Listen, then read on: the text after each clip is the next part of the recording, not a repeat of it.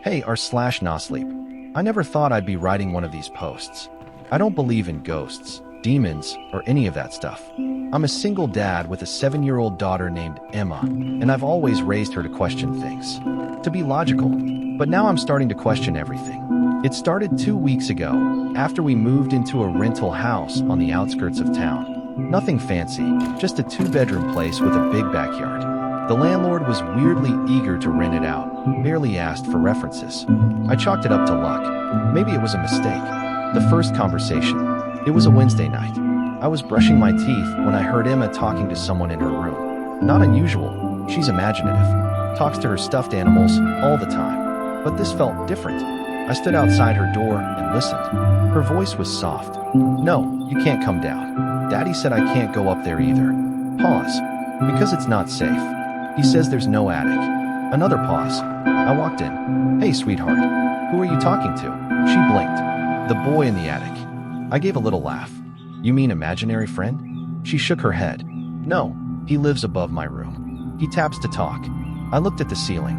It was smooth drywall. No trapdoor. No hatch. Just a ceiling fan.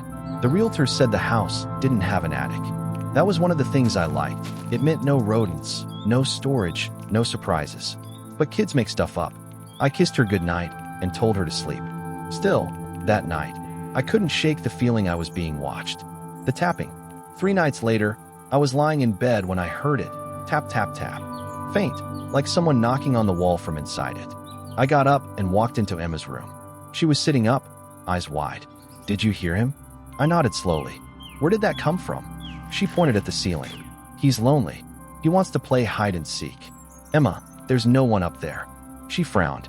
"That's what he said you'd say." I went outside with a flashlight, walked around the house. No tree branches near her window. No birds. No attic vents. Nothing that could explain the sound. I told myself it was the house settling. The next night, I heard it again. Tap, tap, tap, and then a scratch, like nails on drywall. The drawing. Last Saturday morning, I found a drawing on the kitchen table. Crayon on printer paper. It showed a little stick figure girl, clearly Emma, with a big smiling boy behind her. But the boy's eyes were black scribbles. His mouth was too wide. Way too wide. Written in a child's handwriting underneath. "Me and Jacob." I asked her about it. "Jacob's the boy in the attic," she said, matter of fact. "He says you don't like him. But that's okay. He says soon you won't matter." I stared at her.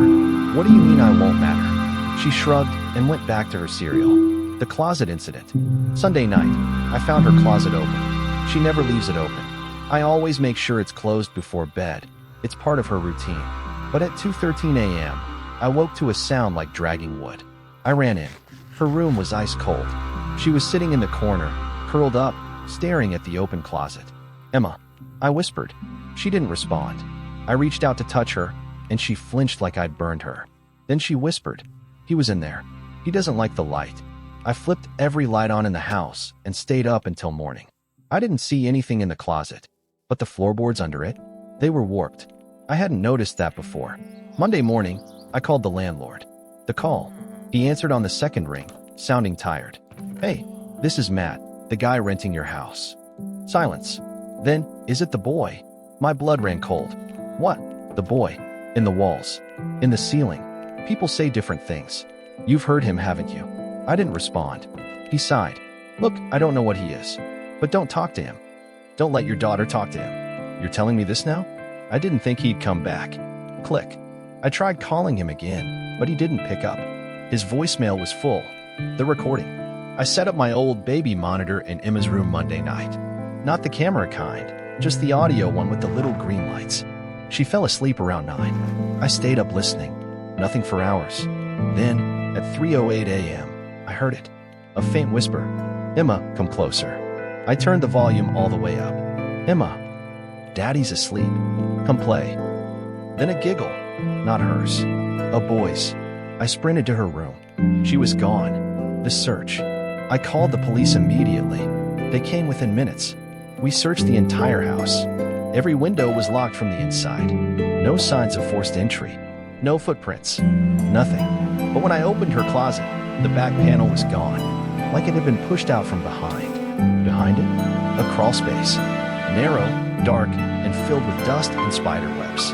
One of the officers squeezed in. He was gone for about 2 minutes, then came back, pale and shaking. "There's something down there," he said. "Like a tunnel. It goes under the house." They called in more units. Dogs. But they didn't find her. Just that same warped floor and a tunnel that eventually collapsed 30 feet in. No trace of her. No Jacob. No footprints. Just her stuffed rabbit, lying at the end of the tunnel. The video. This morning, I went through my home security footage again. I'd reviewed it already, but something told me to look closer. At 3:06 a.m., the motion light in the hallway turned on. At 3:07, my bedroom door creaked open. And at 3:08, something stepped into the frame. A boy, but not, right? He had no shadow. His face was blurry, like a corrupted file. And he looked directly at the camera. Then he smiled. A long, impossibly wide smile. The camera glitched, and he was gone. Update, 6:44 p.m. I just got home from the police station. They still have no Leah. DS. They're calling it a missing child case, but I can tell they don't believe me. When I got home, I noticed something strange. On the hallway wall, in crayon. You lied. There is an attic. I checked every inch of the ceiling. No access point. But in the kitchen, behind one of the cabinets, I found something. An old wooden hatch, painted over a dozen times. I pried it open. There's a ladder leading up. I'm going up there tonight. I have to find her, even if it means meeting Jacob. If I don't post again, don't believe the police report. I didn't run away. I didn't break down. I went into the attic, and I think something was waiting for me.